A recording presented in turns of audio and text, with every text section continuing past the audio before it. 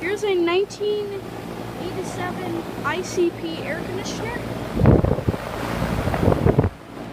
And over there is a Bryant and either a Carrier or a Payne. But back to the ICP.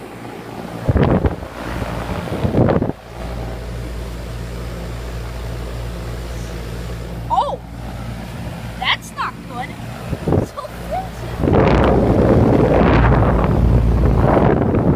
It's completely frozen.